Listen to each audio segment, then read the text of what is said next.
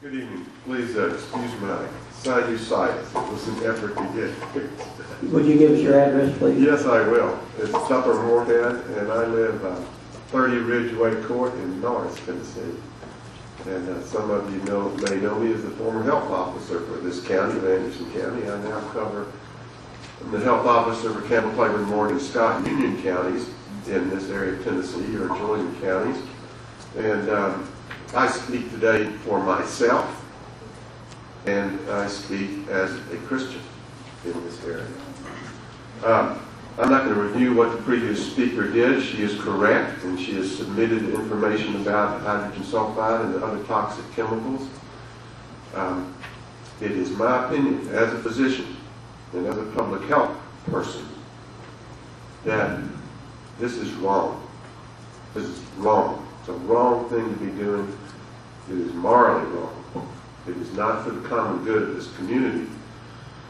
This fine particulate matter has been proven to be dangerous to elderly people, people with chronic pulmonary diseases, and children with asthma and other conditions. Some of these pollutants are teratogenic. That means they cause birth defects. Some are carcinogenic. They cause cancer.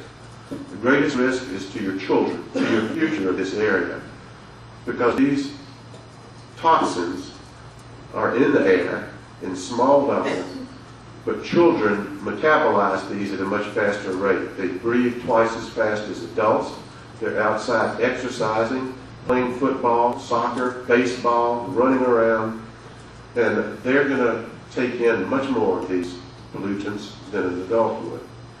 It has been shown without question that these toxins are dangerous to children and to the elderly. I will read just one thing that recently just came out in a newspaper called The Nation, the publication of the American Public Health Association. 13 states are suing the U.S. Environmental Protection Agency for failing to set recommended air quality standards for soot, also known as fine particulate matter. Just reading a part of this. Fine particulate matter is responsible for premature death, chronic respiratory disease, and asthma attacks, as well as increased hospital admissions and emergency room visits.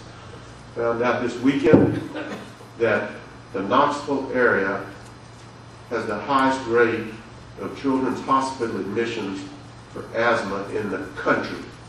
In the United States, the highest incidence of admissions for asthma in children in this region. Think about that. And before I came here and ended up here in 2003, I didn't just come here for a job. This is where I was led. After finishing my Master's of Divinity degree, after much thought, this is where I came. And I didn't know why I was here. Some of it is unfolding. Because this is wrong. In our scriptures, there's much to say about how we treat children, how we treat the widows, how we treat the elderly, and how we treat our neighbors. That's the number one thing.